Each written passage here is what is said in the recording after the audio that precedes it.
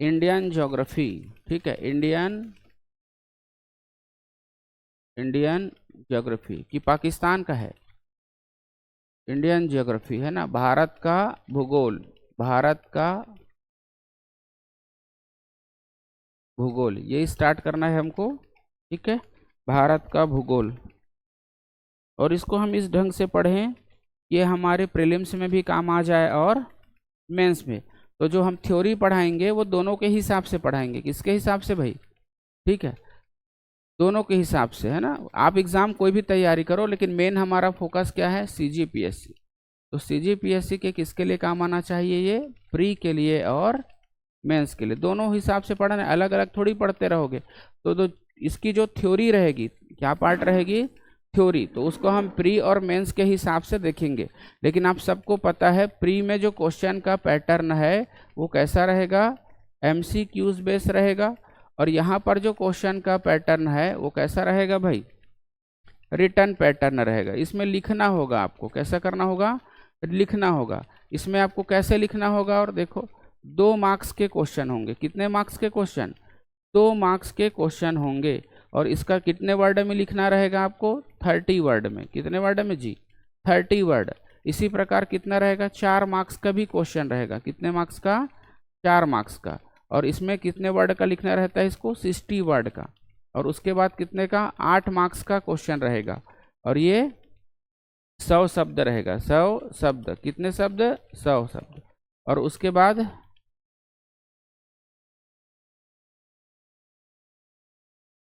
10 marks के question रहेंगे, कितने मार्क्स के, 10 मार्क्स के।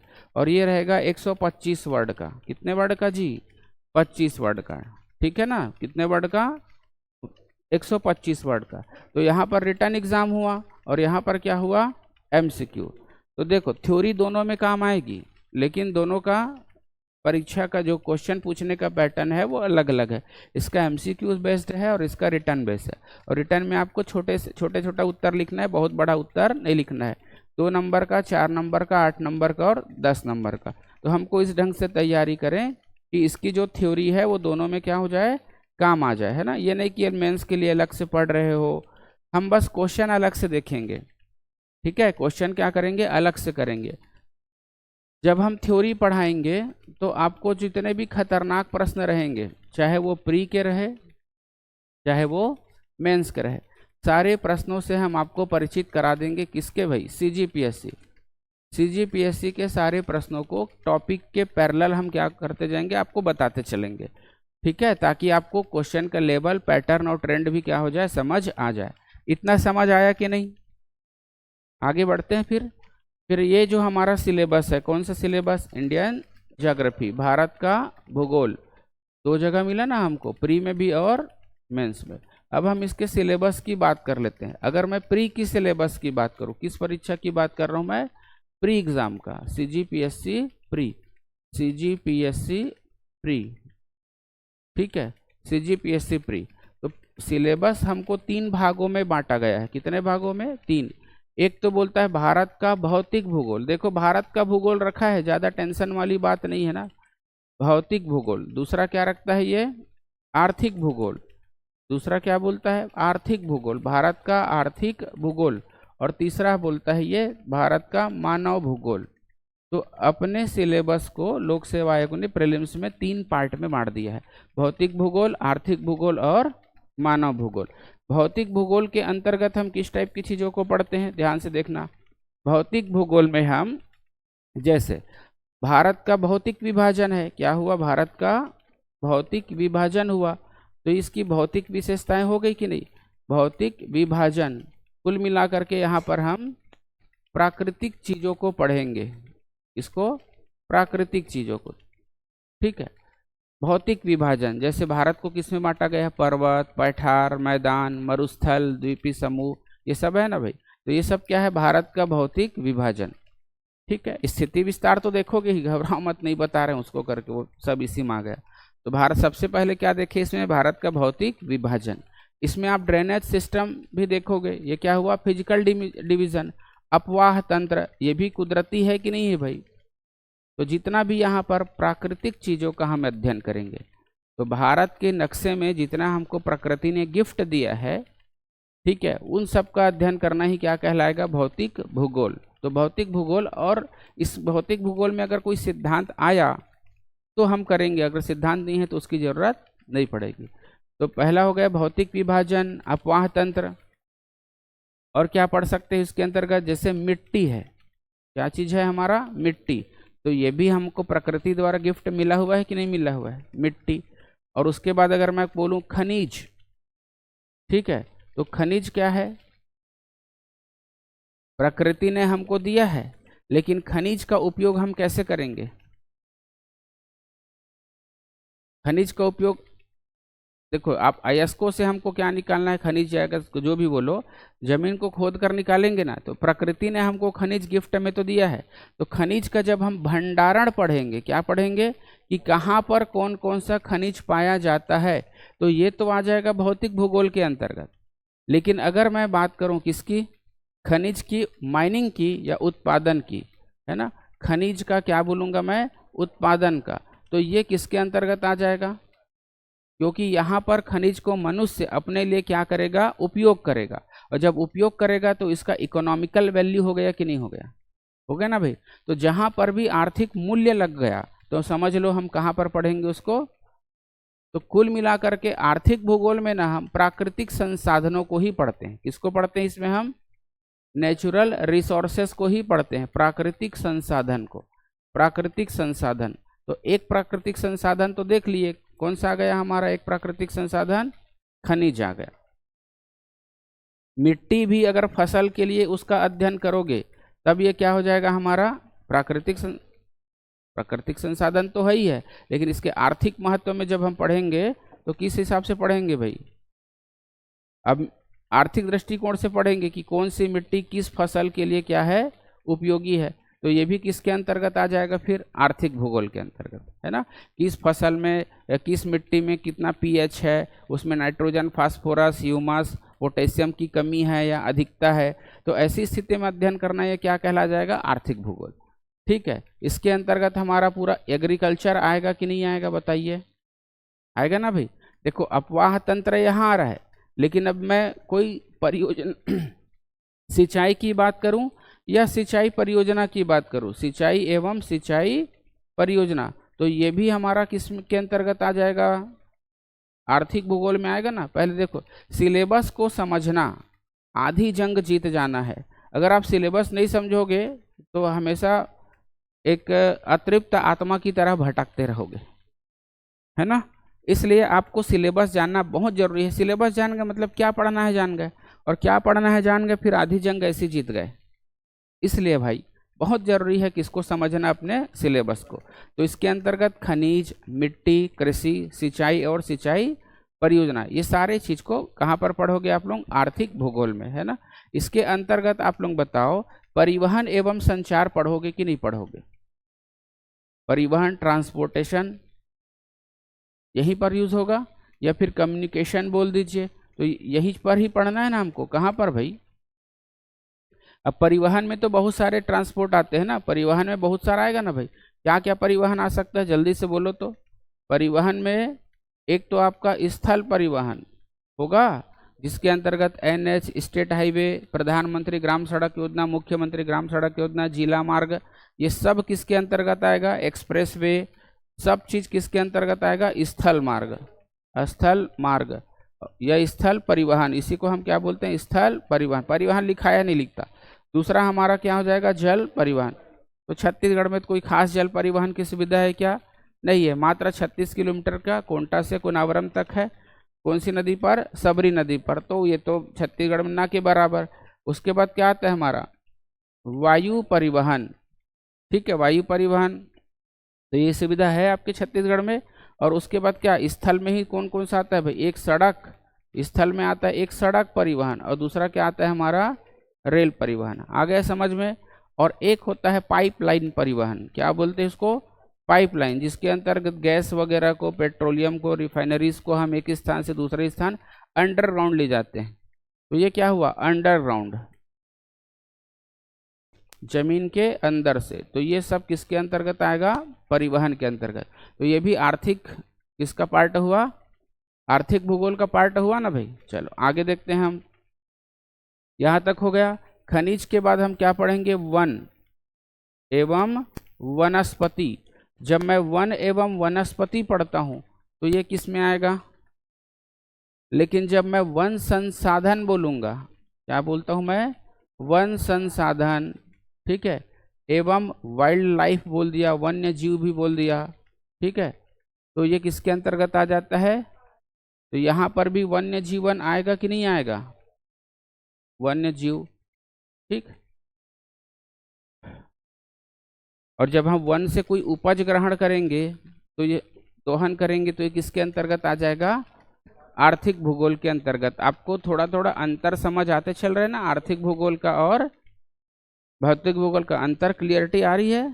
ठीक है, तभी तो समझोगे ना कौन सा आर्थिक का पार्ट है और कौन सा भौतिक का पार्ट है, ठीक है। और देखो और क्या पढ़ सकते हो भौतिक भूगोल में? हम इसकी भारत की जियोलॉजिकल स्ट्रक्चर देखेंगे, भूगर्भिक संरचना। तो यहाँ पर क्या आएगा? भूगर्भिक संरचना। वही भूगर्भिक संरचना से ही तो हमको क्या समझ आएगा? खनिज। तो क्या पढ़ोगे? भूगर्भिक संरचना, भूगर्भिक संरचना। ये भी किसका पार्ट हुआ? आपके भौतिक भूगोल का, भूगर्भिक संरचना।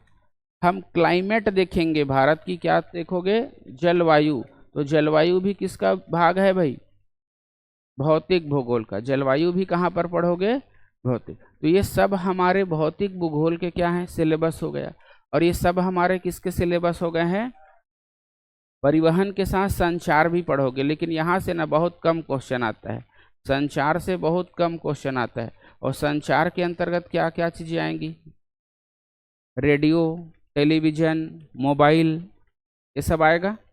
6G 5G 4G जो भी कहिए, ये सब किसके अंतर्गत आ जाएगा? संचार के अंतर्गत, ठीक है। पहले रेडियो था, उसके बाद फिर टेलीविजन हुआ, टेलीग्राफ आया, टेलीफोन आया, अब तो मोबाइल आ गया ना भाई। तो ये संचार हो गया। न्यूज़पेपर, मास मीडिया, किसी भी चीज को बोलो तो किसके अंतर्गत आ जाएगी? ये संचार के अंतर्गत। आर्थिक भूगोल का सिलेबस समझ आया कि नहीं? जल्दी बोलो मेरे को। तो यहाँ पर हम खनिज का उत्पादन पढ़ेंगे। खनिज का क्या पढ़ोगे यहाँ पर? उत्पादन। यहाँ पर खनिज का भंडारण। आ गई बात समझ में? यहाँ पर आप आर्थिक भूगोल के अंतर्गत उद्योग पढ़ोगे कि नहीं? बताओ जल्दी से। उद्योग आएगा कि नहीं आएगा? उद्योग आएगा ना भाई इसमें, ठीक है। अब आपके उद्योग कृषि पर आधारित हो सकता है, वन पर आधारित हो सकता है, खनिज पर आधारित हो सकता है, फुटलूज हो सकता है, कोई भी किसी भी तरह की इंडस्ट्रीज हो सकती है। गवर्नमेंट सेक्टर वाले इंडस्ट्रीज, ठीक है, सहकारी क्षेत्र वाले इंडस्ट्री, प्राइवेट क्षेत्र वाले इंडस्ट्री। तो अब मैं बात करूंगा सहकारी उद्योग, प्राइवेट उद्योग, सरकारी उद्योग। तो इस उद्योग कहाँ चला जाएगा? इकोनॉमिक्स में। समझ आ रहा है? ये कहाँ चला जाएगा? लेकिन मैं यहाँ पर पढ़ूंगा जमशेदपुर का टाटा का प्लांट, तो किस में चला जाएगा? भूगोल में। लेकिन जब मैं बात करूंगा क्षेत्रक के हिसाब से, सरकारी है कि प्राइवेट है कि कोऑपरेटिव है, तो ये कहाँ पर चला जाएगा? ठीक है, इकोनॉमिक्स में चला जाएगा। देखना आप इकोनॉमिक्स में भी पढ़ते हो कि नहीं पढ़ते हो इंडस्ट्री को? इकोनॉमिक्स में भी एग्रीकल्चर पढ़ते हो कि नहीं पढ़ते हो? पढ़ते हो ना भाई। तो जब इकोनॉमिक्स में एग्रीकल्चर पढ़ते हैं तो हम क्या पढ़ते हैं वहाँ पर? ध्यान दो, मेनली प्रोडक्शन को पढ़ते हैं कि चावल का उत्पादन कितना मीट्रिक टन हुआ, गेहूं का, तिलहन का, ये सब पढ़ते हो ना भाई, ठीक है। या उसके संबंध में कुछ योजनाएं वगैरह होंगी, प्रधानमंत्री फसल बीमा योजना है ना, तो ये सब चीज़ों को कहाँ पर पढ़ते हो? लेकिन जब हम यहाँ पर फसलों को पढ़ेंगे तो कैसे पढ़ेंगे? जैसे चावल है तो चावल के संबंध में क्या देखेंगे कि उसके लिए मिट्टी कैसी होनी चाहिए, जलवायु कैसी होनी चाहिए, कितनी तापमान जरूरत पड़ेगी, कितनी वर्षा या आर्द्रता की जरूरत पड़ेगी, है ना भाई। कौन सा पेस्टिसाइड लगेगा, कौन सा उसमें खाद लगेगा, उसके लिए मिट्टी कैसी चाहिए, ये सब किस में अध्ययन करते हो? फसल में।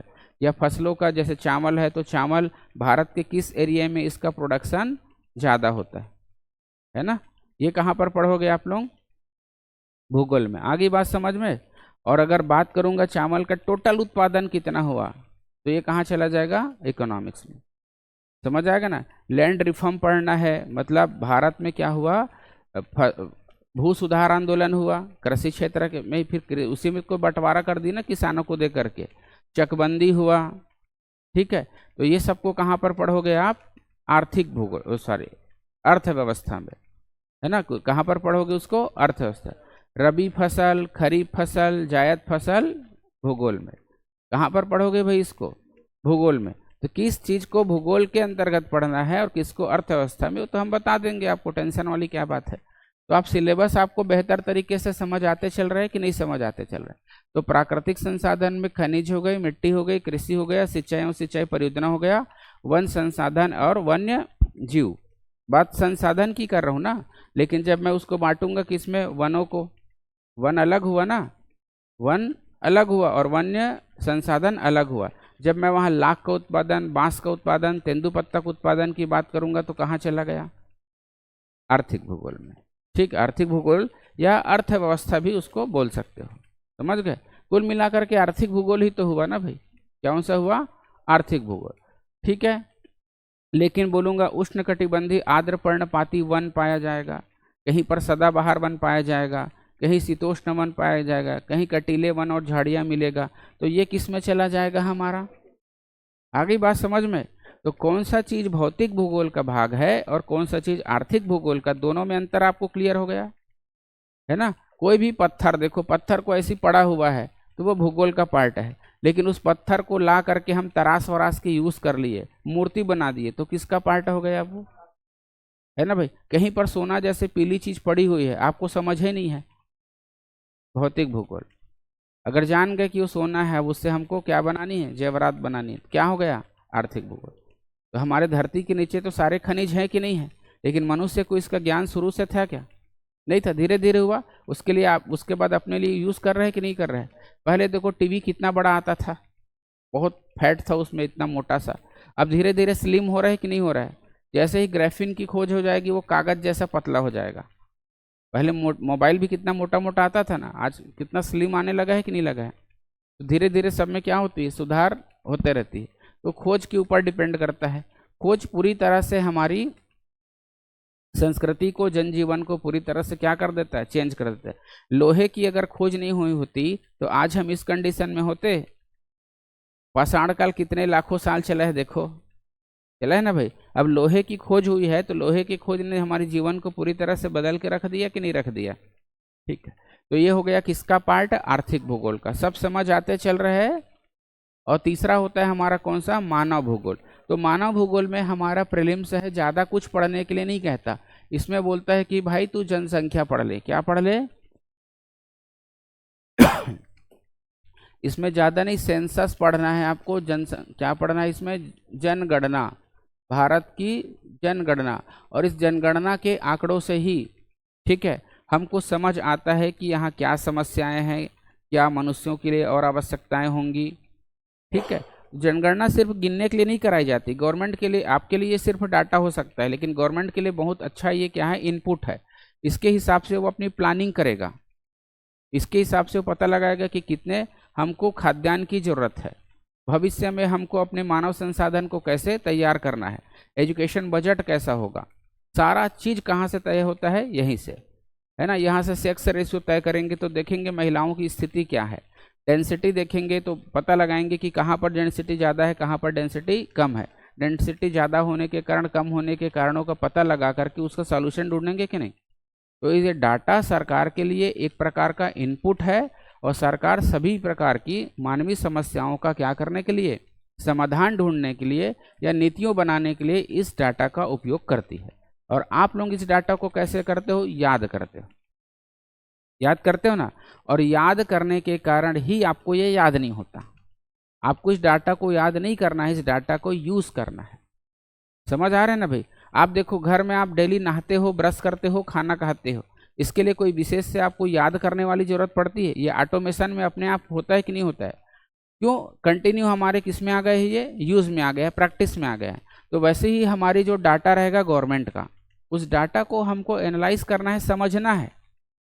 समझ गए भाई कि कहाँ पर डेंसिटी ज़्यादा है, तो उसका कुछ ना कुछ वजह होगा। वो एरिया मैदानी होगा, पानी की अच्छी व्यवस्था होगी, ठीक है, फसल अच्छा होगा, इसीलिए तो डेंसिटी बढ़ा ना, इसीलिए तो डेंसिटी क्या हुआ, बढ़ा।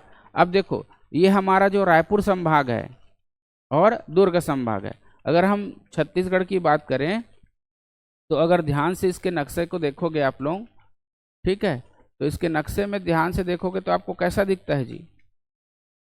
अभी मेरे पास इतनी जगह है तो बना देता हूँ। ठीक है, ये ढचक पचक वाला बन गया छत्तीसगढ़ हमारा। तो इसमें देखोगे तो यहाँ पर हमारा कौन सा आ जाता है? सरगुजा संभाग। और इधर हमारा कौन सा आ जाता है? ये वाला दुर्ग, ये बिलासपुर संभाग, और ये वाला हमारा रायपुर और दुर्ग। तो देखो इसका एरिया भी काफ़ी बड़ा है, इसका भी एरिया काफ़ी बड़ा है, लेकिन यहीं पर ऐसा क्या हुआ कि हमको दो संभाग बनाना पड़ा, क्योंकि पॉपुलेशन ज़्यादा है, और पॉपुलेशन ज़्यादा है तो प्रॉब्लम्स ज़्यादा है, और प्रॉब्लम ज़्यादा है तो बांटना पड़ेगा, क्योंकि वहाँ पर हमको क्या करना पड़ेगा? ज़्यादा हमको वहाँ पर प्रशासनिक कसावट चाहिए ना भाई, तो ज़्यादा तहसीलदारों की ज़रूरत पड़ेगी, ज़्यादा कलेक्टर की ज़रूरत पड़ेगी। इसीलिए देखो ना, छोटा छोटा यहाँ पर है आपका क्या नाम है, खैरागढ़ सुई खदान, राजनांदगांव, मोहला बना दिया गया ना। यहीं पर देखोगे बेमेतरा, दुर्ग और बालोद। बताओ छोटा छोटा बना है कि नहीं बना है? क्योंकि पॉपुलेशन की डेंसिटी क्या है? ज़्यादा है, तो प्रॉब्लम्स भी ज़्यादा होगा। एक तो इंडस्ट्रियल एरिया है, इसलिए यहाँ पर हम क्या क्या बनाए हैं? दो संभाग। अदरवाइज एक ही संभाग में तो काम चल सकता था।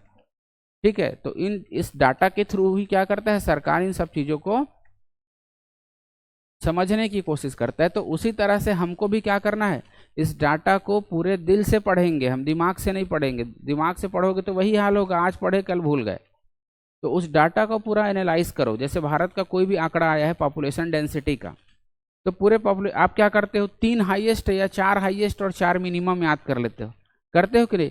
इसी की वजह से फिर आप अगर फिर तैयारी करते हो दूसरे एग्जाम की, फिर भूल जाओगे, फिर 4 हाईएस्ट और 4 मिनिमम करके। लेकिन पूरे भारत के नक्शा के साथ भारत का भूगोल हम इसीलिए पढ़ा रहे हैं ना, पर्वत कहाँ है, पठार कहाँ है, समझ गए भाई, मैदान कहाँ है, नदियाँ कहाँ है। प्रशासन करने के लिए आपको भौतिक ज्ञान होना पड़ेगा। अगर आपको ये ज्ञान ही नहीं रहेगा तो आप प्रशासन उस एरिया में कर पाओगे? कतई नहीं कर पाओगे। इसीलिए हमको भूगोल की समझ कर आता है वो। तो आप लोग भूगोल को एक विषय मान करके केवल रटते हो। मैं पहले ही बोला हूँ, ये सिलेबस आपका ट्रेनिंग का पार्ट है ना? क्या है ये? ट्रेनिंग का। लेकिन आप इसको ट्रेनिंग ना समझ के क्या करते हो? एक विषय बना करके इसको रटते रहते हो, और यही कारण है कि आप लोग फेल हो जाते हो। तो आपको उसको, पूरे भारत को आप अपना घर मान लो ना, और उसके बाद भारत को एक घर मानने के बाद इसके डाटा को क्या करो? यूज़ करो, अच्छे से आत्मसात करो। कहाँ पर रेगिस्तान है, कहाँ पर क्या है, उस हिसाब से हम इसको डाटा को अगर एक बार अच्छे से समझ लिए तो डाटा को याद करने में हमको सुविधा होगी। अगर समझेंगे तभी तो याद करने में क्या होगी? सुविधा होगी। अगर हम समझें ही गलत हैं तो याद करने में क्या होगी? दिक्कत होगी। तो हम कोई भी डाटा है तो उसका उपयोग है, समझ आ रहा है? यहाँ पर जीवन में कोई भी वस्तु है तो उसका कोई ना कोई महत्व है। बिना कारण के कोई भी वस्तु पैदा नहीं हुआ है। सभी में सत्कार्यवाद है भाई, फिलॉसफी में पढ़ोगे तो बिना कारण के कोई वस्तु पैदा नहीं होती। किसी न किसी कारण के लिए क्या हुआ है? उसकी उत्पत्ति हुई है। समझ आ रहा है? घड़ा है क्योंकि मिट्टी है, मिट्टी नहीं होता तो घड़ा की भी आप कल्पना कर सकते थे क्या? नहीं। तो किसी न किसी कारण से उसकी उत्पत्ति हुई है, तो हमको उसी को समझना है। क्लियर हो गया? चलो, तो यहाँ पर मुख्य रूप से हम क्या पढ़ेंगे? जनगणना। तो जनगणना में तो कहला ही रहा है भाई जनगणना। तो यहाँ से हम क्या पढ़ेंगे? पॉपुलेशन, किस राज्य में कितना है, टोटल ओवरऑल इंडिया में कितना है, किस राज्य में कम है, एक हो गया जनगणना। अब जनगणना पढ़ते हैं तो पिछली जनगणना से हम क्या करते हैं? तुलना करते हैं। तो जनगणना में वृद्धि हुई है कि जनगणना में क्या हुई है? कमी हुई। तो क्या वो लोग, उसी को हम क्या बोलते हैं? Population growth rate. उसके बाद कि प्रति वर्ग किलोमीटर एरिया में रहने वाले लोगों की संख्या के आधार पे हम क्या निकालते हैं? डेंसिटी। क्या निकालते हैं? डेंसिटी। डेंसिटी मतलब घनत्व, कितना घना बसा हुआ है। अब बताओ, बस्तर एरिया में ज़्यादा लोग रहेंगे कि रायपुर में? अब उसके पीछे कारण क्या है? बस्तर जंगल है, नदी है, पहाड़ है, रहने के लिए जगह नहीं है। जब और रहने के लिए जगह से ज़्यादा जरूरी क्या होता है? हमारा आजीविका के साधन। ठीक है, तो यहाँ पर आपको एजुकेशन है, फसलें हैं, नदियाँ हैं, इंडस्ट्री है, ज़्यादा विकल्प है कि नहीं? तो ज़्यादा विकल्प है तो लोग वहीं पर रहेंगे ना। तो इसलिए डेंसिटी रायपुर साइड में क्या आएगा? ज़्यादा आएगा, दुर्ग साइड में ज़्यादा आएगा, और उधर बस्तर एरिया में, सरगुजा एरिया में क्या आएगा? कम आएगा। तो ऐसी समझ के साथ पढ़ना है, बहुत बड़ा भारी चीज़ नहीं है, ईजी है। तो जनसंख्या का क्या पढ़ लिए? घनत्व। उसके बाद हम क्या देखेंगे, लिटरेसी, शिक्षा। 6 साल में आप स्कूल में एडमिशन लेते हो, उसके बाद 1 साल आपको पढ़ने के लिए लग जाता है। उसके बाद जैसे ही 7 वर्ष का हुए, उसके बाद किसी भी भाषा में आपको बोलना, पढ़ना, लिखना, समझना आना चाहिए। अगर ये आते हैं तो आप लिटरेट हो, अदरवाइज क्या हो, आप इलिटरेट हो। समझ आ गया ना भाई। तो साक्षरता हमको पढ़ना है। अब साक्षरता में हमको ग्रामीण साक्षरता और शहरी साक्षरता, महिला साक्षरता और पुरुष साक्षरता, एससी साक्षरता, एसटी साक्षरता, और अब तो आपकी जातिवार जनगणना हो रही है ना, तो ओबीसी का भी अब डाटा आपको उपलब्ध हो जाएगा। ठीक है, तो ये सारे डाटा को हम पढ़ते हैं। इसके बाद हम पढ़ते हैं माइग्रेशन, प्रवास। प्रवास समझते हो ना भाई। आप देखो, आप अभी एकदम कम टाइम के लिए प्रवास होकर के आप यहाँ आए हो, तो 4 घंटा के लिए, 3 घंटा के लिए प्रवास होकर यहाँ आए हो ना भाई, इसको बोलते हैं अस्थायी प्रवास। और एक होता है स्थायी प्रवास, जैसे लड़की शादी होकर अपने ससुराल चली गई, क्या प्रवास है।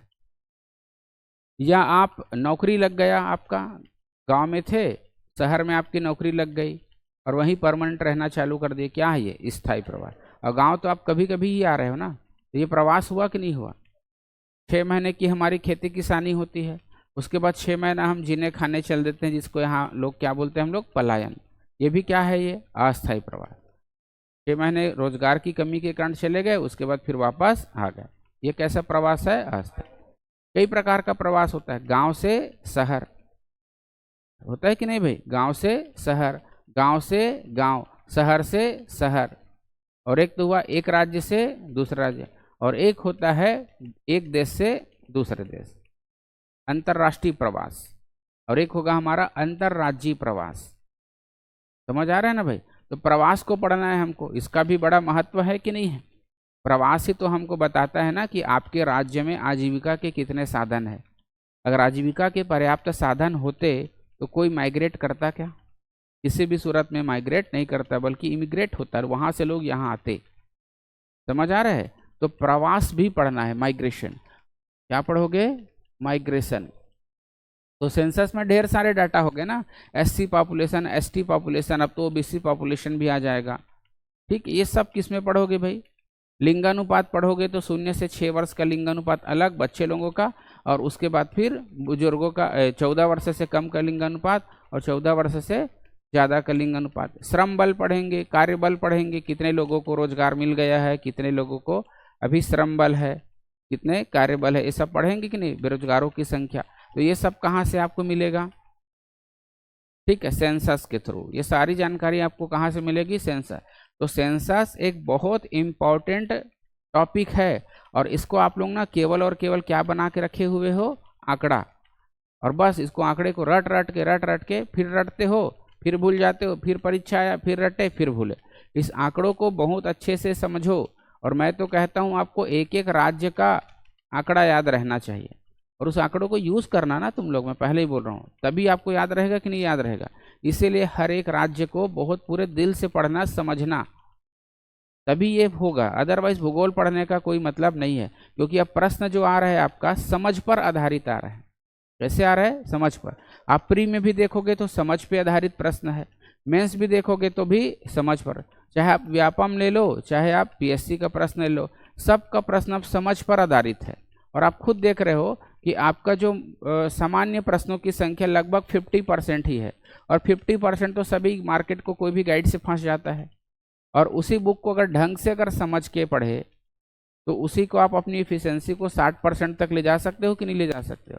लेकिन अगर आपको सिलेक्शन होना है तो केवल और केवल मार्केट की पुस्तक से काम नहीं चलेगा, कुछ 1-2 एक्स्ट्रा टेक्स्ट बुक आपको पढ़ना ही पड़ेगा। ठीक है भाई, चलो।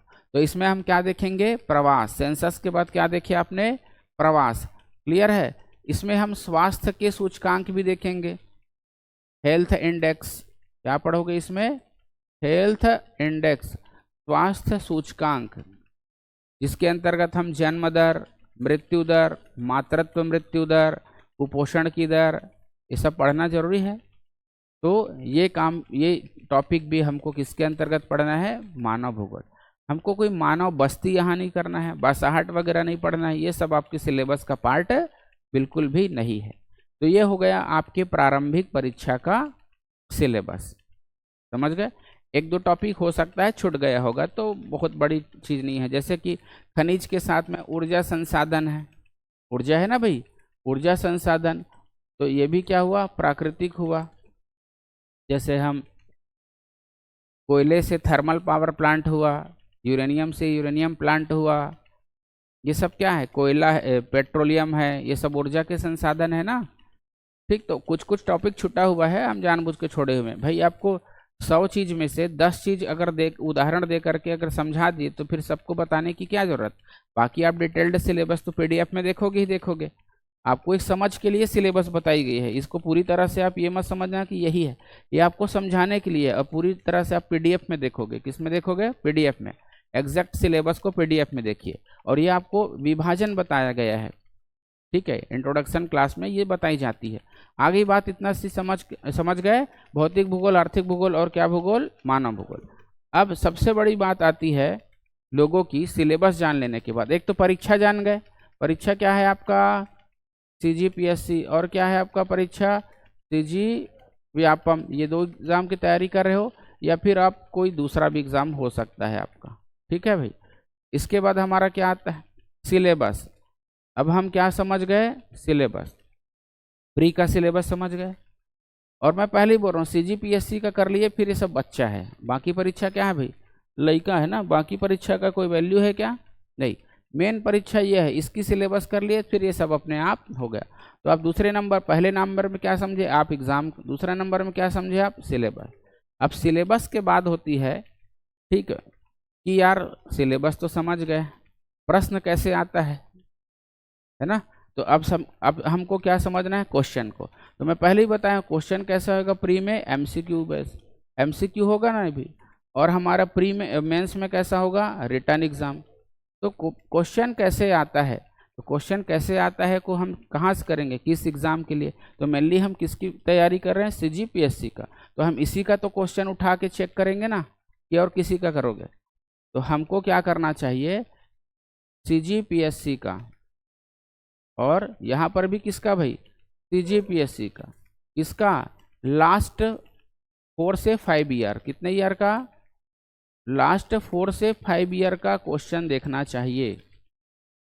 इसमें भी लास्ट 4 से 5 ईयर का क्वेश्चन क्या करना चाहिए, हमको देखना चाहिए, तभी आपको पता चलेगा कि क्वेश्चन कैसे आता है। अच्छा, आप जब तैयारी कर रहे हो सीजीपीएससी का या स्टेट लेवल का, जो भी एग्जाम है हमारा, ये स्टेट लेवल का है कि नहीं है, बताओ, स्टेट लेवल का है कि नहीं, और वो भी कौन सी स्टेट जी, छत्तीसगढ़।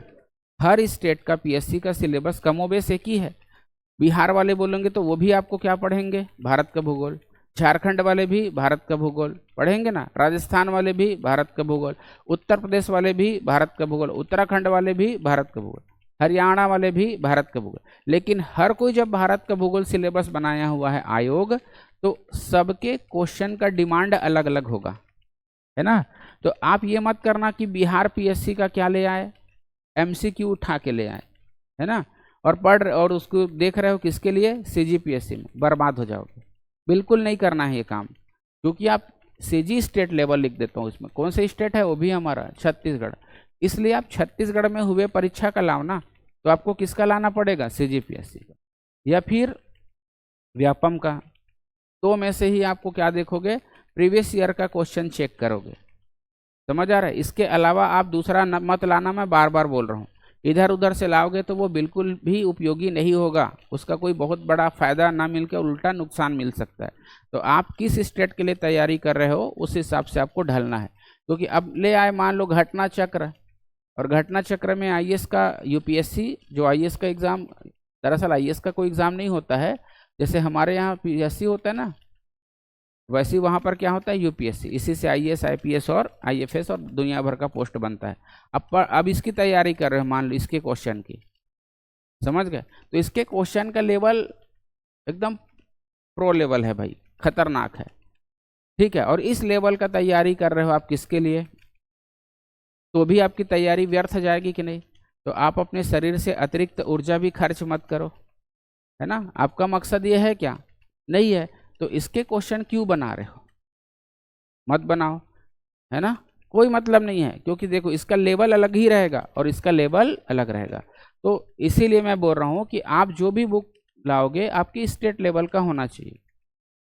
और इसके लिए हमारे सबसे अच्छे बुक कौन निकालते हैं? हमारे one and only Hariram Patel sir, Bilaspur में है जिसका कोचिंग, HR पटेल। ये ढेर सारी किताब निकालते हैं, इसी में से एक किताब आता है इसका सॉल्ट पेपर के नाम से, ठीक है, salt pepper, GS salt pepper. ये 2 पार्ट में आएगी इसकी बुक। कितने पार्ट में भाई? 1 और 2। फर्स्ट पार्ट में हो सकता है हिस्ट्री होगा, इकोनॉमिक्स होगा, क्वांटिटी होगा और ज्योग्राफी होगा। दूसरे में कुछ और होगा, मुझे पता नहीं, बट यही आप 2 पार्ट में आता है, ये मेरे को जानकारी है। तो मैं समझता हूँ at a time best book तो यही है, इसको प्रैक्टिस करने के लिए, आपके MCQ को देखने के लिए। तो इससे आपको पूरा छत्तीसगढ़ लेवल का व्यापम का और PSC का पूरा प्रीवियस ईयर का क्वेश्चन, वो भी टॉपिक वाइज।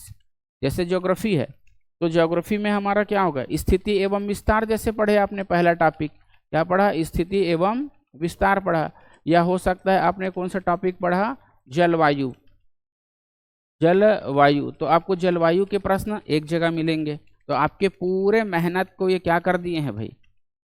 बचा दिए ना। और आपको सीधा सीधा क्या करना है? पढ़ना है। तो आपकी मेहनत को बचा रहे हैं कि नहीं? इसलिए ऐसी किताबों को यूज़ करो जिससे आप प्रीवियस ईयर के क्वेश्चन को समझ पाओ, उसके लेवल को समझ पाओ, उसके पैटर्न को समझ पाओ, उसके ट्रेंड को समझ पाओ। इसलिए MCQ देखना जरूरी है। और ये भी कब? जब तक मेरा क्लास चलते रहेगा उसी के पैरेलल।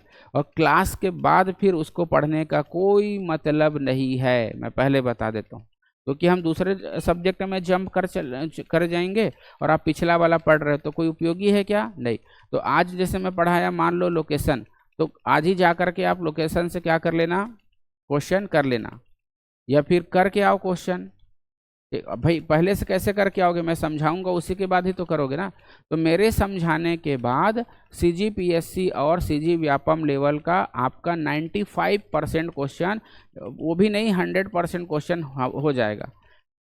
1-8% छूट जाएगा, चलो 99, कोई तो इतना 30 मार्क का हो ही नहीं सकता। तो लगभग आपके 99% क्वेश्चन सॉल्व हो जाएंगे। 1-8% अपवाद स्वरूप छूट जाएगा तो बात अलग है, ठीक है। ज़्यादा तो इस युक्ति ना कहूँ तो 90% भी कहता हूँ तो बहुत अच्छा एफिशिएंसी होगा ये, ठीक है भाई। 10% छोड़ देते हैं आयोग के पाले में हम। क्लियर?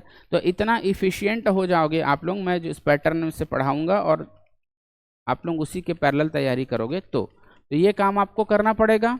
और जितने भी अतरंगी और खतरनाक प्रश्न रहेंगे उसको मैं क्लास के ड्यूरेशन में ही आपको उस क्वेश्चन को ला करके बताऊंगा, है ना, ताकि आप थ्योरी की तैयारी कैसे कर सके वो समझ जाओ। और साथ ही साथ मैं आपको मुख्य परीक्षा के प्रश्नों को भी क्या करूंगा? टॉपिक वाइज परिचित कराऊंगा। जैसे स्थिति अगर विस्तार से मुख्य परीक्षा में कोई प्रश्न आया है तो उसको भी इसी लेक्चर के दौरान बताऊंगा, लेकिन उसको हल करना नहीं बताऊंगा, उसके लिए मेरा अलग से क्लास रहेगा। मुख्य परीक्षा के लिए आंसर राइटिंग की क्या होगी?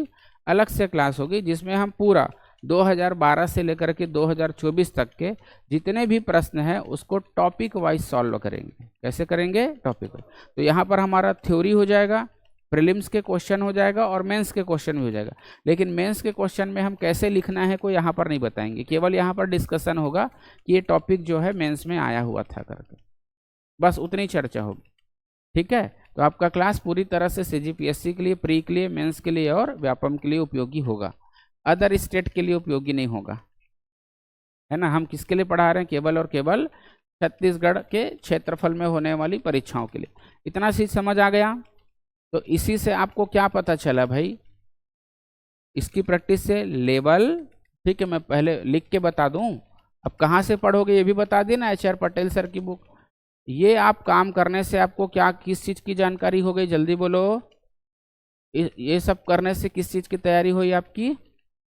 देखो, इससे आपको क्वेश्चन का लेवल पता चला, क्वेश्चन का पैटर्न पता चला, क्वेश्चन का ट्रेंड पता चला कि क्या चल रहा है एट ए टाइम, ठीक है। ट्रेंड के लिए ना आप ज्यादा नहीं, लास्ट एकदम करंट का 2 ईयर का क्वेश्चन करोगे। किसका करोगे? करंट 2 ईयर का क्वेश्चन। किसके लिए भाई? ट्रेंड के लिए, ठीक है। और यही बताता है कि आपको कैसे पढ़ना है, ठीक है। यही आपको बताता है कि आपको कितना पढ़ना है, यही आपको बताता है कि क्या पढ़ना है। इस सब का उत्तर आपको कहाँ से मिला? ये है ना भाई MCQs, प्रीवियस ईयर क्वेश्चन, लिखा है ना, सब का उत्तर कहाँ से मिलेगा, यहीं से। और ये चीज जान गए फिर आप तो जंग जीत गए, और ये नहीं जाने तो जंग जीतोगे क्या, कतई नहीं जीतोगे। तो ये आपको करना है, और ऐसा नहीं कि आपको पूरी तरह से आपके ऊपर छोड़ा गया है, एनालिसिस पूरा मैं बताऊंगा, ठीक है। मैं क्या बताऊंगा, ओवरऑल आप कैसे करोगे टॉपिक वाइज घर में जाके, समझ गए। तो ये भी मैं करा दूंगा आपको, इसकी चिंता की बात नहीं है, लेकिन डेली प्रैक्टिस को आप घर में करोगे, छोड़ोगे किसी भी सूरत में नहीं। अब ऐसा करने के बाद हमारी कंप्लीट क्या हो जाएगी, तैयारी हो जाएगी, ठीक है। तो अब देखो ये कैसे तो हो गया, कितना भी हो जाएगा। अब बात आती है मेन सबसे बड़ा खेल आ जाता है कहाँ पर, क्या पढ़ें पे, क्या पढ़ना है का उत्तर क्या, कुल मिलाकर के हम अब कहाँ चले जाएंगे, किताबों में। यही है ना भाई, किताब हो गई ना। तो किताब में दो बातें हैं, यहाँ पर हमारा देखो, यहाँ पर क्या हो गया, हम क्लास नोट्स हो गया हमारा, जो हम क्लास में करा देंगे आपको। दूसरा हुआ सबसे जो अच्छी किताब है हम उसको बताएंगे, कौन सी बुक है वो, एनसीईआरटी। लेकिन मैं पर्टिकुलर टॉपिक बताऊंगा, इस टॉपिक के लिए कौन सी एनसीईआरटी बुक पढ़नी है। ये नहीं कि एनसीईआरटी बोल दिए फिर आप एनसीईआरटी पूरा गट्ठा उठा के ले आए, ये काम नहीं करना है आपको। हम बताएंगे कि किस टॉपिक को किस एनसीईआरटी से बुक से करनी है। और ये भी बोल देता हूँ, जो आपके क्वेश्चन आएंगे वो यहीं से ही आएगा। कहाँ से आएगा, आपके क्वेश्चन कहाँ से आएंगे, एनसीईआरटी से ही आपके 90% क्वेश्चन यहीं से फंसेगा। इसलिए आपको भूगोल में ज़्यादा इधर उधर करने की कोई ज़रूरत नहीं है, 90% का सोर्स यहीं रहेगा आपका, समझ आ रहा है। और बाकी 10% का भी नहीं रहेगा तो फिर क्लास नोट से कवर होके हो जाएगा। तो मुख्य जो पुस्तक हमको पढ़ना चाहिए वो कौन सी है, एनसीईआरटी। और वो भी मैं बोला हूँ ना, मैं बताऊंगा कि टॉपिक वाइज, कि भाई कल मैं ये टॉपिक पढ़ाऊंगा तो उसके लिए आपकी कौन सी एनसीईआरटी पढ़नी है करके, समझ आ गया। कोई दिक्कत यहाँ पर। तो देखो सारी जानकारी हो गई। परीक्षा क्या है, सीजीपीएससी या फिर सीजी व्यापम। सिलेबस भी देख लिए प्रीलिम्स का, वही कमोबेश किसका सिलेबस है, मेंस का। उसके बाद प्रीलिम्स में आएगा एमसीक्यू बेस्ड और मेंस में आएगा रिटर्न बेस्ड। रिटर्न में 2, 4, 8 और 10 मार्क्स के क्वेश्चन रहेंगे। 30 शब्द, 60 शब्द, 100 शब्द और 125 शब्द के क्वेश्चन रहेंगे। यहाँ तक कोई दिक्कत है। उसके बाद हमको हमारी बात आ जाती है लास्ट 4 और 5 ईयर का प्रश्न देख करके हम लेवल, पैटर्न, ट्रेंड कैसे, कितना, क्या का पता लगा लेंगे। और उसके बाद आती है हमारी किस किताब को पढ़ें। तो एक हेल्प तो हम कर रहे हैं आपको, ठीक है, पढ़ा करके। और दूसरा कौन सा करेगा आपको, एनसीईआरटी। एनसीईआरटी से बाकायदा आप नोट्स भी बना सकते हो, ठीक है भाई। ये पूरा चीज क्लियर हो गया। अब हमको अपने टॉपिक के अंदर घुसना है कि भारत का भूगोल में पहला टॉपिक क्या पढ़ना है करके, है ना। यहाँ तक पूरा समझ आ गया कि नहीं, कोई डाउट है इसमें। अब सबसे पहले हमारा जो पहला कंटेंट है, पहला जो टॉपिक है भूगोल का, वो है भारत का सामान्य परिचय। क्या बोलोगे इसको, भारत का सामान्य परिचय। भारत का सामान्य परिचय, ठीक है,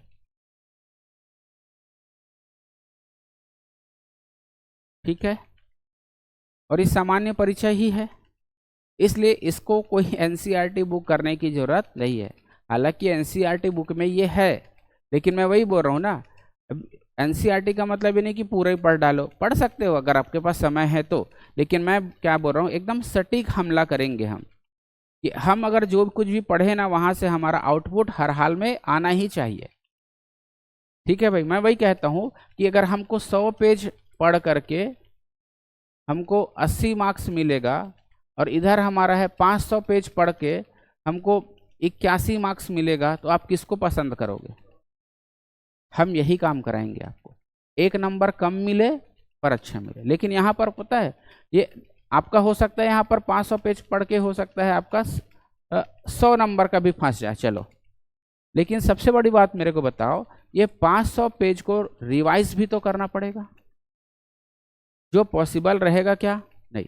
और ये वाला पॉसिबल रहेगा कि नहीं रहेगा। तो आप कभी भी ना 100% क्वेश्चन बनाने मत जाओ, आप कितने परसेंट क्वेश्चन बनाने जाओ, 80। क्लियर है भाई। तो इससे आपको दुख कम होगा। और ऐसे भी 100% बनता है क्या, नहीं बनता। तो हमारा पहला टॉपिक का नाम क्या होगा, भारत का सामान्य परिचय। भारत को जानना है, इसमें थोड़ा सा आप लोगों को भी काम करना पड़ेगा, ठीक है। तो हमारा पहला कंटेंट का नाम क्या हुआ, भारत का सामान्य परिचय, ठीक। तो मैं पहले ही आपको बताया हूं ग्लोब के बारे में, ठीक है, समझो इस क्लास को, 10 मिनट का टाइम है। क्या बोलोगे? ग्लोब। ग्लोब किसको बोलते हैं? अब पृथ्वी है जो हमारी अर्थ है, अब इतना बड़ा अर्थ तो हम आपके पास नहीं ला सकते, लेकिन हमको पूरी पृथ्वी का अध्ययन करना है, तो उसी का मॉडल या उसी का एक छोटा प्रतिरूप जो हूबहू उसी की तरह हो, क्या बोलेंगे हम उसको? ग्लोब बोलेंगे। ठीक है, देखिए हमारी धरती का आकार पूरी तरह से गोलाकार नहीं है, जियोड की तरह है। किसकी तरह है? जियोड। ढचक पचक है थोड़ा सा, समझ गए ना भाई? एकदम गोल वो नहीं है, कुमड़ा की तरह मान सकते हो, कद्दू की तरह। क्लियर है भाई? लेकिन हम उसको समझने के लिए क्या बना लेते हैं? ऐसे गोल बना लेते हैं।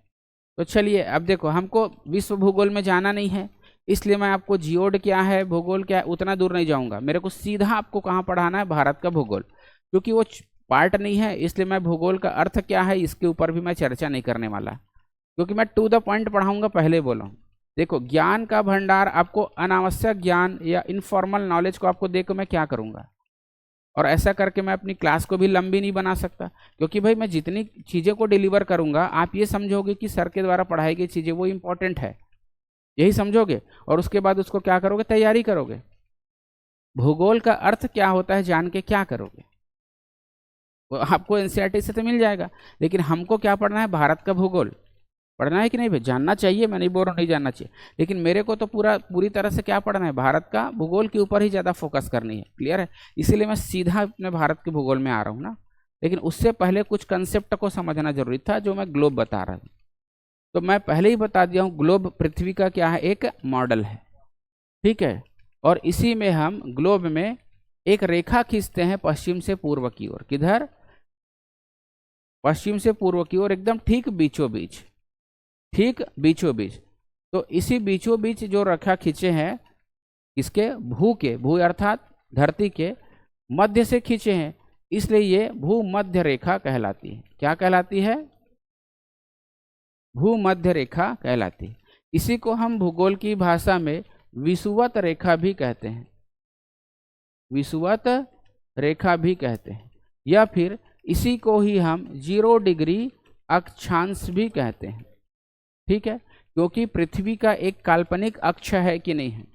पृथ्वी का एक काल्पनिक अक्ष है, जो उत्तर और ये दक्षिण में। तो अगर अक्ष की बात करूं तो ये हमारा अक्ष हो गया, ये पृथ्वी का अक्ष हो गया ना भाई, ये हो गया पृथ्वी का अक्ष। और अक्ष से ही हम जितना क्या बनाएंगे? रेखा बनाएंगे। तो अक्ष के समानांतर ही ये क्या बनी है? रेखा बनी है, कोण बना है, इसीलिए इसको हम क्या बोलते हैं? 0 डिग्री अक्षांश। 0 डिग्री अक्षांश, समझ आ गया ना भाई? इसी तरह से हमारे बहुत सारे अक्षांश मिलेंगे, लेकिन अभी देखो ये क्या है? हमारी भूमध्य रेखा, विषुवत रेखा और 0 डिग्री, इसी को मैं क्या बोलता हूँ? अक्षांश।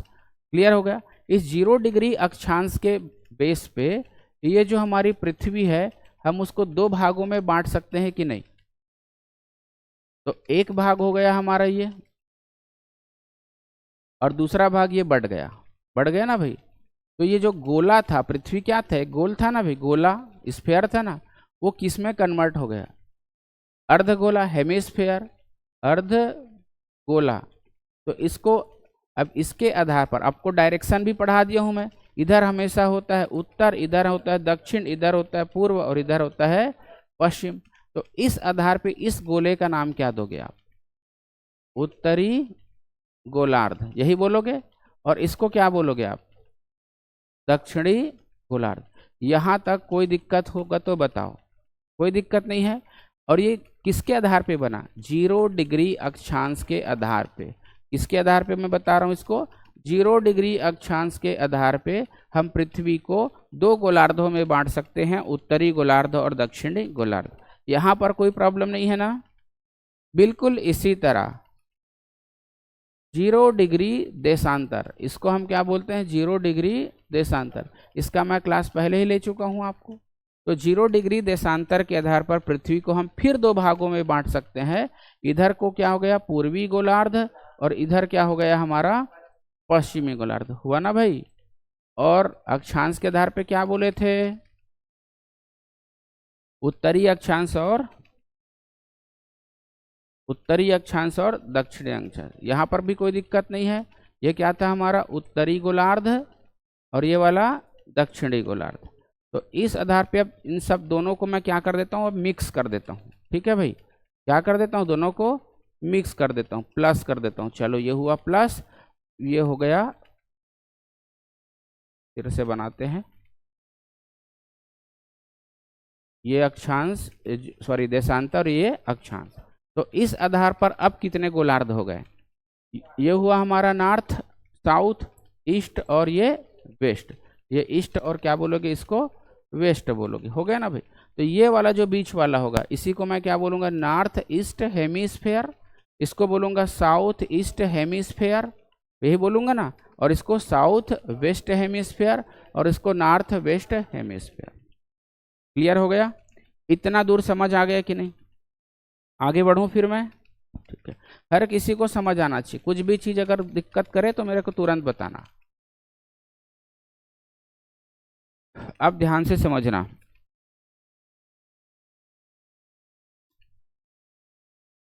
ये आपके वर्ल्ड मैप है,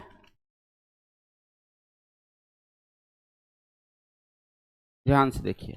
अभी हम 0 डिग्री की बात किए थे ना भाई, किसकी बात किए थे, 0 डिग्री का। तो ये जो 0 डिग्री है ये है 0 डिग्री देशांतर। और उसके बाद मैं किसकी बात किया था, इक्वेटर का। किसके बात किया था मैं, इक्वेटर का। तो ये मेरा क्या है, इक्वेटर है। ठीक, ये हमारा क्या है, इक्वेटर। ये 0 डिग्री अक्षांश हुआ और वो 0 डिग्री देशांतर। ये क्या हुआ, जल्दी बोलो, 0 डिग्री देशांतर हुआ, 0 डिग्री देशांतर। देशांतर मतलब लॉन्गिट्यूड। और ये हुआ मेरा 0 डिग्री अक्षांश। 0 डिग्री अक्षांश का मतलब क्या हुआ, 0 डिग्री लैटिट्यूड। 4 गोलार्धों में बढ़ गया, बढ़ गया ना। तो इसका नाम क्या दोगे, नॉर्थ ईस्ट, यही बोलोगे बाबू। क्या बोलोगे इसको, जल्दी बोलो, नॉर्थ ईस्ट। और इसको क्या बोलोगे, साउथ ईस्ट। और इसको क्या बोलोगे, साउथ वेस्ट। और इसको क्या बोलोगे, यही बोलोगे ना। पहले तो समझ गए। अब आपकी पूरी धरती अर्थात पूरे ग्लोब को मैं 4 हेमिस्फीयर में बांट दिया। अब आपने देश को पहचानते हो और आपको कंटिनेंट अर्थात महाद्वीप भी पढ़ा दी गई है। हमारे धरती में कितने महाद्वीप हैं, 7। ठीक है, कितने महाद्वीप हैं भाई, 7 महाद्वीप है ना। चलो महाद्वीप भी चेक करें। तो ये जो हमारा येलो कलर का जो दिख रहा है, ठीक है, ये हमारा किस महाद्वीप का पार्ट है। देखो ये जो मैं साइन बना रहा हूं, ध्यान से देखिए, इसको मिटा रहा हूं ना,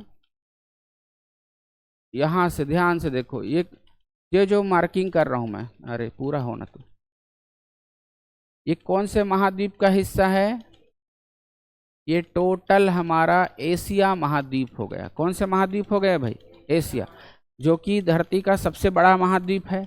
और एशिया के बाद कौन सा आता है, अफ्रीका महाद्वीप। ये देखो अफ्रीका महाद्वीप है। ये कौन सी महाद्वीप है, जल्दी से बोलो, यहां से लेकर के ये वाला, इस महाद्वीप का नाम क्या है भाई, अफ्रीका महाद्वीप। इस महाद्वीप का नाम क्या है, अफ्रीका।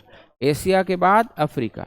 इसके बाद तीसरा बड़ा महाद्वीप कौन सा है, जल्दी बोलो, हाँ, नॉर्थ अमेरिका। क्या बोलोगे, नॉर्थ अमेरिका। ये यहाँ तक का हमारा क्या हो गया, नॉर्थ अमेरिका।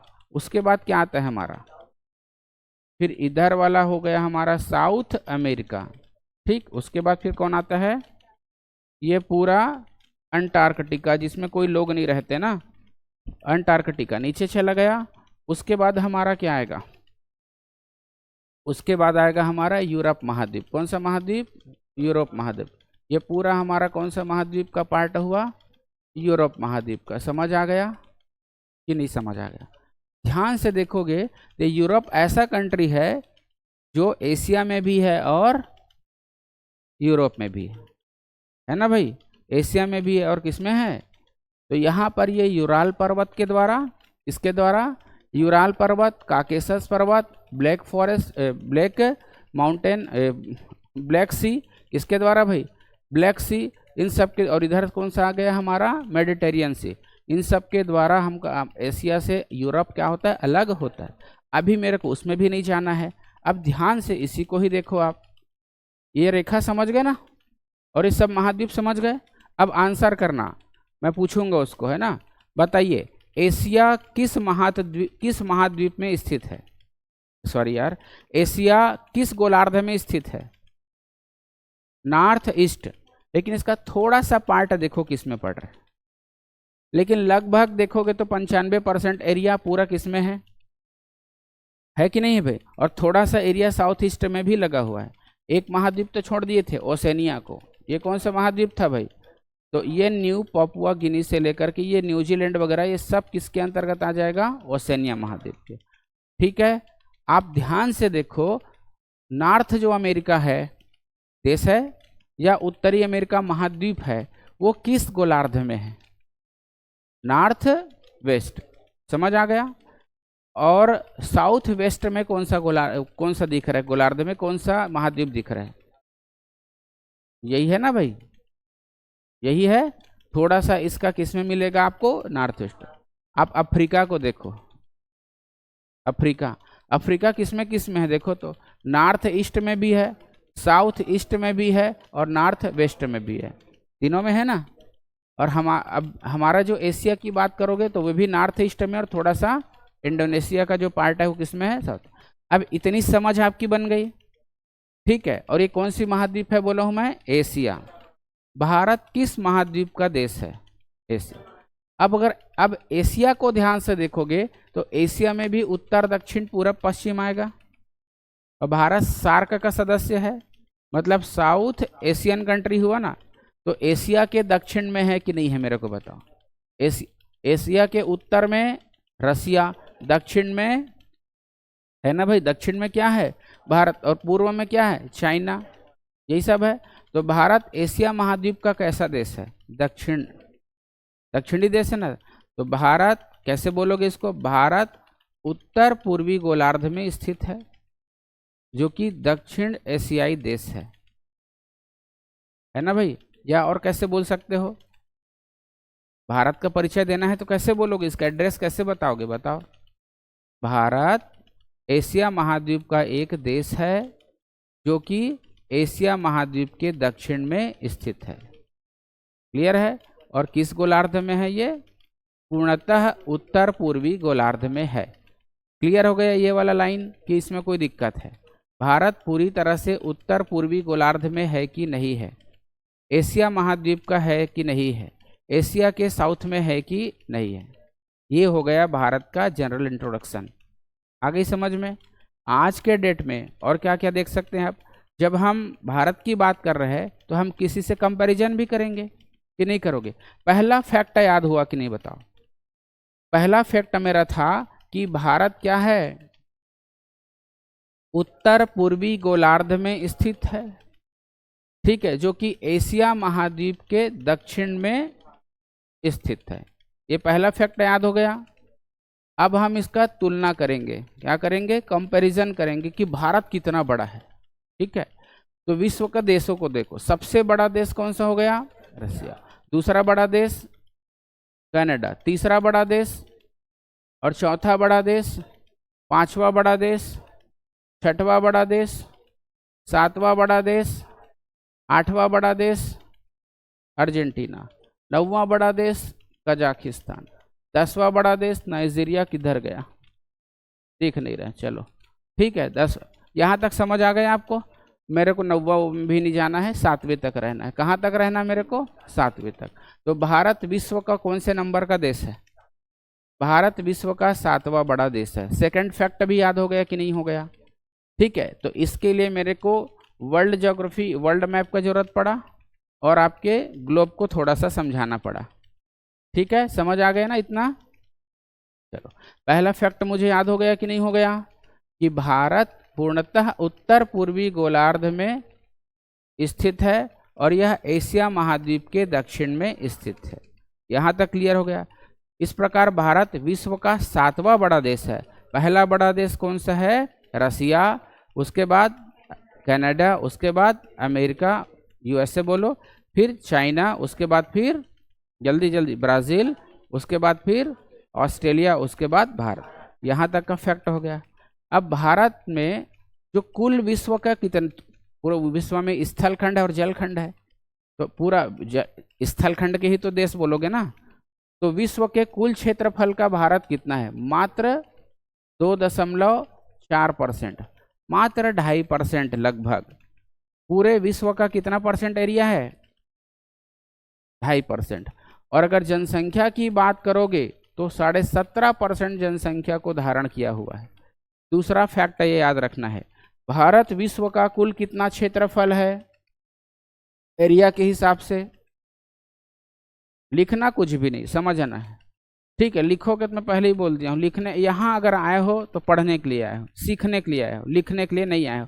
लिखने का कार्यक्रम आपको सिखा दिया गया है प्राइमरी स्कूल में, मिडिल स्कूल में और कॉलेज में, और लिखने का कार्यक्रम मुख्य परीक्षा की क्लास में सिखाएंगे। अभी आपको सिर्फ क्या करना है, नाक कान मुंह कान सब खोल खाल के बैठना है और इसको ध्यान से देखना है। मैं आपका 100% अटेंशन चाहता हूँ, समझ आ गया? बहुत ज़्यादा इन्वॉल्वमेंट के साथ देखिए इसको। मैं पहले ही बोला हूँ आपको सारी नोट्स वगैरह PDF वगैरह सब उपलब्ध करा देंगे, जिसमें मैं जो पढ़ा रहा हूँ सब आपको लिखा हुआ मिलेगा, इसलिए आपको एक लाइन लिखने का झंझट मत करो। समझ आ रहे हैं ना भाई? क्योंकि मैं अगर ये सब कराते गए तो फिर 2 साल लग जाएगा कोर्स कंप्लीट होने में। तो लिखाने का मेहनत को हम बचा रहे हैं ना। और हमको 8 महीने में क्या करनी है, आपकी सिलेबस को ख़त्म भी करानी है। इतना भयानक सिलेबस है, छोटा मोटा समझे हो तो लिखोगे तो होगा क्या? इसलिए ध्यान से आपको क्या करना है, समझना है, ठीक है? कॉपी वो लेके आओ, नहीं तो घर में कहाँ जा रहे हैं बोल देंगे। कॉपी लेकर के आइए, लेकिन यहाँ पर आपको खोलने की ज़रूरत नहीं है। समझ आ गया? तो एरिया कितना परसेंट हुआ? 2.4%। और पॉपुलेशन कितना हो गया? पॉपुलेशन कितना हो गया बताओ? 2.5% हमारा एरिया, और उसमें 17.5% वर्ल्ड पॉपुलेशन को समा रहा है। दिक्कत है कि नहीं है? गाड़ी छोटी है, लोग ज्यादा है, एक प्रॉब्लम यहाँ क्रिएट हो गया। चलिए, लेकिन अभी प्रॉब्लम को नहीं समझना है। दूसरा फैक्ट याद हो गया कि नहीं याद हो गया? चलो तीसरा फैक्ट में मैं चलता हूँ, ठीक है? 26 जनवरी 2000 कब से भाई? 22 से, ठीक? क्या हो गया है हमारा? 20 है शायद। 26 जनवरी 2020 से क्या हो गया हमारा? भारत में टोटल 28 राज्य और 8 केंद्र शासित प्रदेश हैं। ध्यान आ गया? इससे पहले जम्मू कश्मीर क्या हुआ करता था? एक राज्य हुआ करता था। तो जब तक जम्मू कश्मीर क्या नहीं बना था, हमारा केंद्र शासित प्रदेश नहीं था, है ना? क्या बोलोगे? 26 जनवरी यार 2020 से पहले की स्थिति ले लेता हूं। तो पहले मेरे पास कितना राज्य था? 29 राज्य और कितने केंद्र शासित प्रदेश थे? जल्दी बोलो। 7 केंद्र शासित प्रदेश था कि नहीं था? आप लोग तो ये भी भूल गए हो। लेकिन इसके ठीक बाद कितना हो गया है? 28 राज्य हो गया है और 8 केंद्र शासित प्रदेश हो गया है। केंद्र शासित प्रदेश हो गया। अभी केंद्र शासित प्रदेश बताऊंगा संविधान में, ठीक है? हर चीज का आंसर आपको एक जगह नहीं मिलेगा, एक जगह बताएंगे तो क्लास लंबी होगी। समझ आ गया? राज्य का डेफिनेशन भी आपको कॉन्स्टिट्यूशन में बताऊंगा, केंद्र शासित प्रदेश का भी वहीं बताएंगे। बस ये जान लो, भारत जैसे हमारा घर होता है उसमें कमरे होते हैं ना, वैसे ही यहाँ पर बहुत सारे कमरे हैं। 2 प्रकार के कमरे हैं, एक राज्य वाला, एक केंद्र शासित प्रदेश वाला। समझ आ गया? तो उससे पहले कितना राज्य था? 29 राज्य, और इसके बाद कितना हो गया है? 28 राज्य। तो क्या घटना घटी होगी? 29 क्या हो गया है? 28। तो क्यों हुआ? तो यहाँ पर जो हमारा था जम्मू और कश्मीर, क्या नाम बोलोगे? जम्मू एंड कश्मीर एक राज्य हुआ करता था कि नहीं? तो ये जम्मू जो कश्मीर है, इसको राज्य का दर्जा खत्म कर दिए। तो ये 29-28 हो गया कि नहीं हो गया? हो गया ना भाई? और कितना केंद्र शासित प्रदेश है अभी? 7। और इस जम्मू कश्मीर को तोड़ करके एक केंद्र शासित बनाए जम्मू एंड कश्मीर। क्या बना है? और दूसरा बना दिए क्या? लद्दाख। क्या बना दिए? लद्दाख। तो ये 7 हुआ ना, और इसको मिला के कितना हो गया? 2, 9। इसको मिला के कितना हो गया भाई बताओ? 7 2 9 हो गया ना। लेकिन है एक्चुअल में अभी कितना? 8। तो क्या घटना घटी होगी? तो इस दिन क्या घटना घटी? तो इस दिन घटना ये घटी कि एक हमारे पास क्या था? दादरा एवं नागर हवेली, ठीक है, तथा दमन एवं दमन एवं दीव। क्या बोलोगे? दमन एवं दीव। पहले ये 2 केंद्र शासित प्रदेश था कि नहीं था? दमन एवं दीव अलग और दादरा और नगर हवेली अलग। ये 2 अलग अलग क्या थे? हमारे केंद्र शासित प्रदेश थे। अभी इन सबको मिलाएंगे तो टोटल जम्मू कश्मीर और लद्दाख को मिला दोगे तो कितना हो जा रहा है? 9। लेकिन इन दोनों को मिक्स कर दिया गया तो 9 से फिर कितना हो गया? 8। ये 8 और 28 का मामला समझ आया कि नहीं आया? 8 और 28 का मामला समझ आ गया। अब बात आती है वो 28 राज्य कौन है, उसकी राजधानी क्या है, और 8 केंद्र शासित प्रदेश क्या है और उसकी राजधानी क्या है, उसको हम कल देखेंगे।